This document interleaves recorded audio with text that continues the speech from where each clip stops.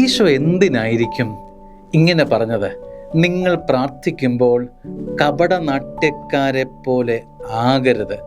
മത്തായിയുടെ സുവിശേഷം 6-ാം അധ്യായം 5-ാം വാക്യം. ഞാൻ ഏറെ തവണ ചിന്തിച്ചിട്ടുള്ള എന്തിനായിരിക്കും കർത്താവ് അങ്ങനെ പറഞ്ഞത്? നിങ്ങൾ പ്രാർത്ഥിക്കുമ്പോൾ കപടനാട്യക്കാരെ പോലെ ആകരുത്. ഒരുപക്ഷെ അങ്ങനെ കപടനാട്യത്തോടെ പ്രാർത്ഥിക്കുന്ന ആളുകളെ ഈശോൻ കണ്ടിട്ടുണ്ടാകും. കാപട്യം ചേർത്ത പ്രാർത്ഥനയ്ക്ക് അർത്ഥമില്ലെന്ന് സ്വർഗം അടിവരയിടുകയാണ്. സ്നേഹമുള്ളവരെ, എന്താണ് പ്രാർത്ഥന?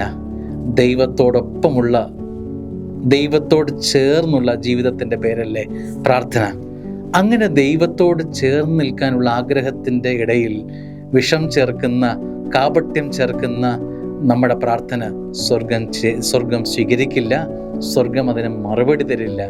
നിങ്ങളുടെ പ്രാർത്ഥന കപടനാട്യക്കാരെ പോലെ ആകരുത് എന്ന വചനം കേൾക്കുമ്പോൾ എൻ്റെ പ്രാർത്ഥനയിൽ കപടത നിറഞ്ഞിട്ടുണ്ടോ എന്ന് ശോധന ചെയ്യാനും, കാപട്യമില്ലാത്ത എൻ്റെ അവസ്ഥ ഇതാണ് ഈശോ എന്ന് തുറന്നു പറയാനുള്ള സ്വാതന്ത്ര്യം പ്രാർത്ഥനയ്ക്കുണ്ടാവട്ടെ. പ്രാർത്ഥന സുന്ദരമാകും, സ്വീകരിക്കപ്പെടും, അർത്ഥമുള്ളതായി മാറും. ആമേൻ.